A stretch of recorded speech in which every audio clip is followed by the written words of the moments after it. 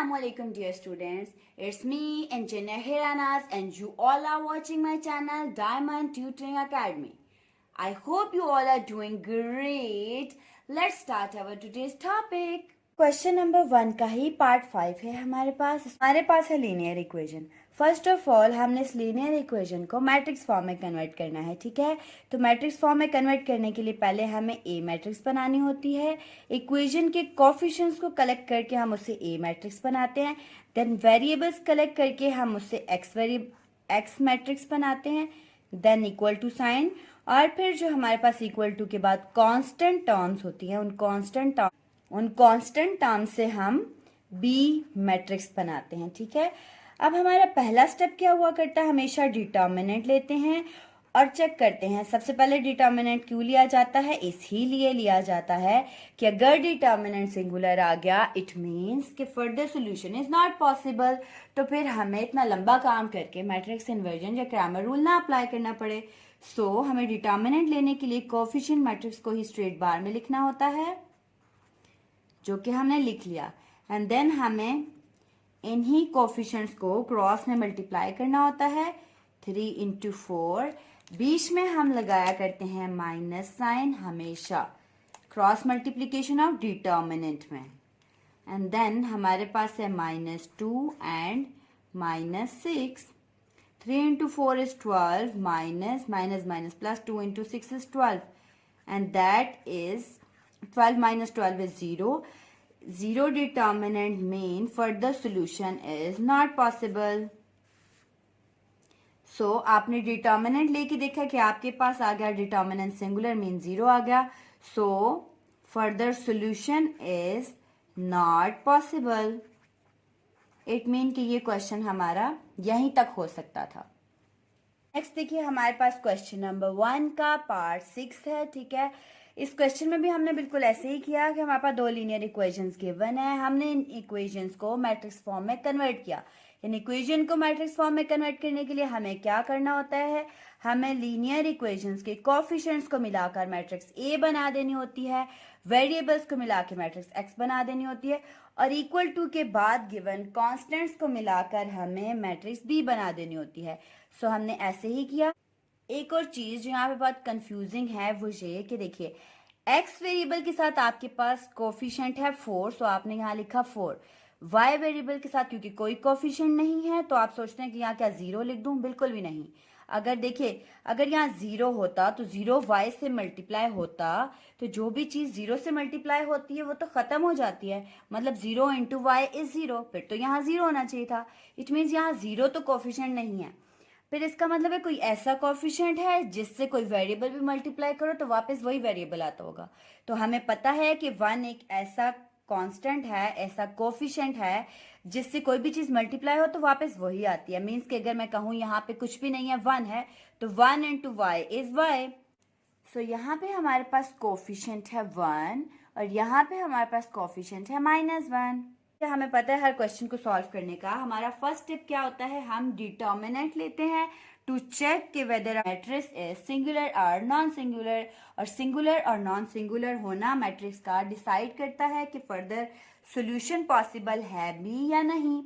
सो हमने इसका डिटर्मिनेंट लिया है। डिटर्मिनेंट में हम क्रॉस मल्टीप्लिकेशन करते हैं और क्रॉस मल्टीप्लिकेशन करते वक्त हमें एक डायगोनल की मल्टीप्लिकेशन के बाद माइनस साइन लिखना होता है, फिर दूसरा डायगोनल मल्टीप्लाई करना होता है, ठीक है।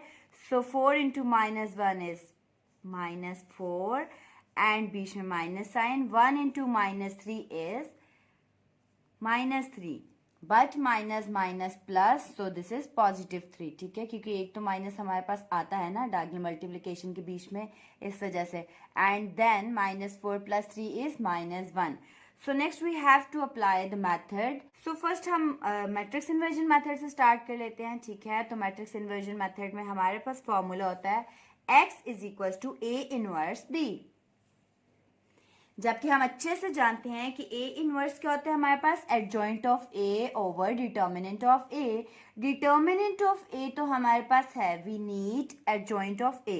सो एडजॉइंट ऑफ A के लिए हम क्या किया करते हैं, हमारे पास जो लेफ्ट डायगोनल होता है इसकी प्लेस चेंज कर लेते हैं हम, ठीक है।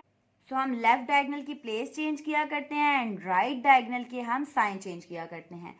तो हमने लेफ्ट डायगोनल की प्लेस चेंज की एंड राइट डायगोनल के साइन चेंज कर लिए। नाउ अब हमको इस फॉर्मूला में पुट करना है, ठीक है। ए इनवर्स के फॉर्मूला में एडजॉइंट एंड डिटर्मिनेंट को पुट करना है। मीन्स के एडजॉइंट की वैल्यू यानी कि उसका मैट्रिक्स और डिटर्मिनेंट की वैल्यू पुट करनी है, ठीक है। सो हमने एडजॉइंट ऑफ ए की जगह एडजॉइंट ऑफ ए मैट्रिक्स लिखी एंड डिटर्मिनेंट की जगह जो हमारे पास आंसर आया था वो लिखा। अब हमने क्या करना है, ये जो हमारे पास डिटर्मिनेंट है जो हर एक एंटिटी से डिवाइड होगा।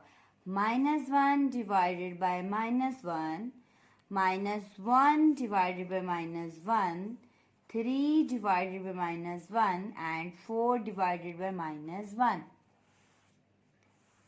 माइनस माइनस कैंसिल और डिनोमिनेटर में कभी माइनस रहता नहीं है, इसलिए हमारे पास ए इनवर्स आ गया। 1/1 is 1, 1/1 is 1 and 3/1 is 3। Minus क्योंकि डिनोमिनेटर में कभी छोड़ते नहीं है तो इसलिए हमने उसको न्यूमरेटर में लिख दिया, ठीक है। ये आ गया हमारे पास ए इनवर्स। अब हमने क्या करना है, हमने एक्स फाइंड करना है। सो एक्स फाइंड करने के लिए हमें ए इनवर्स को बी से मल्टीप्लाई करना होता है। सो हमने किया x is equals to A inverse B है, ए इनवर्स की जगह इनवर्स वाली मैट्रिक्स लिखी 1 1 -3 and 4 -4 and then B matrix लिखी जो कि हमारे पास 9 एंड -5 थी, 9 -5। Now you know very well कि हम मैट्रिक्स मल्टीप्लिकेशन कैसे किया करते हैं, row into column, row into column. So first matrix की फर्स्ट टर्म मल्टीप्लाई करेंगे सेकंड मैट्रिक्स की फर्स्ट टर्म से, देन बीच में हमेशा हमारे पास प्लस साइन हुआ करता है। देन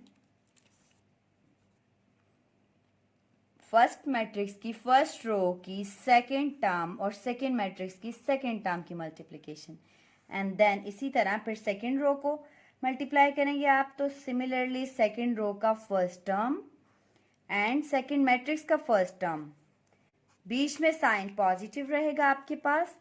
देन सेकंड रो का second term and second matrix का सेकंड टर्म। सो अब देखिए आपके पास क्या आ गया, 1 into 9 is 9 plus minus minus 5 into 1 is 5, 3 into 9 is 27 plus as it is minus minus plus 4 into 5 is 20. So x is equals to 9 minus 5 is 4 and 20 minus 27 minus 20 is 7, क्योंकि बड़े के साथ negative sign है, सो -7। It means कि हमारे पास x and y variable की ये values आई। अब देखिए x की वैल्यू क्या है 4 एंड y की वैल्यू है -7। So we have x is equals to 4 and y is equals to -7।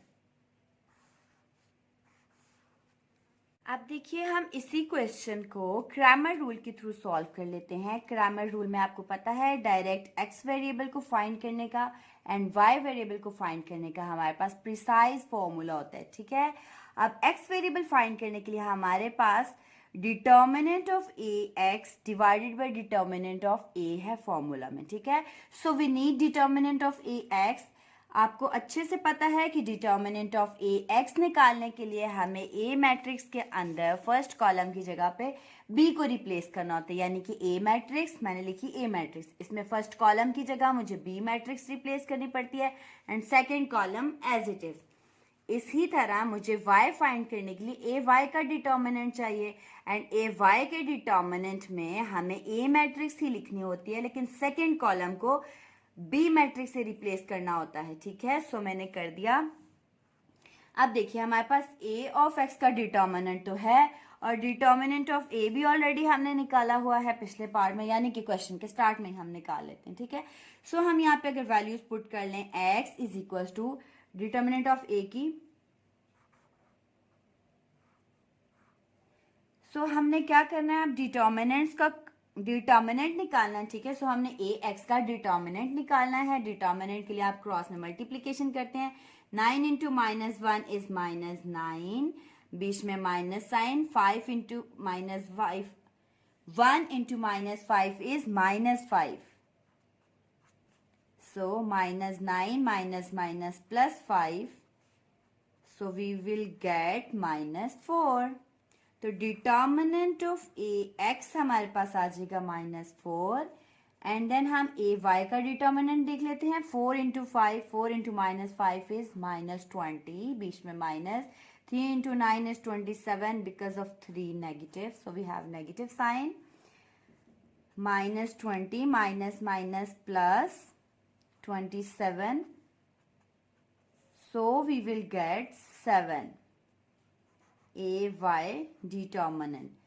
अब हमने क्या करना है, determinant of A X and determinant of A Y को अपने एक्स वाले फॉर्मूला में पुट करना है एंड वाई वाले फॉर्मूला में पुट करना है। एक्स हमारे पास क्या हुआ करता है, determinant of A X divided by determinant. Determinant of A X हमारे पास -4 है और डिटर्मिनेंट क्वेश्चन के स्टार्ट में हमारे पास आया था -1। सब देखिए माइनस माइनस कैंसिल हो गए, 4/1 इज 4। एंड नेक्स्ट इज हमें y फाइंड करना है एंड y फाइंड करने के लिए हमें डिटर्मिनेंट ऑफ ए वाई का आंसर यानी कि 7 डिवाइड करना है डिटर्मिनेंट से, जो कि हमारे पास -1 है। 7/1 is 7 and minus sign here as it is. So आप देखिए कि इन्वर्जन मेथड से भी हमारे पास मैट्रिक्स इन्वर्जन से भी x is equal to 4, y is equal to -7 आया था एंड क्रैमर रूल से भी x is equal to 4 and y is equal to -7 आया। हैंस प्रूफ कि हम क्वेश्चन ठीक कर रहे हैं, ठीक है।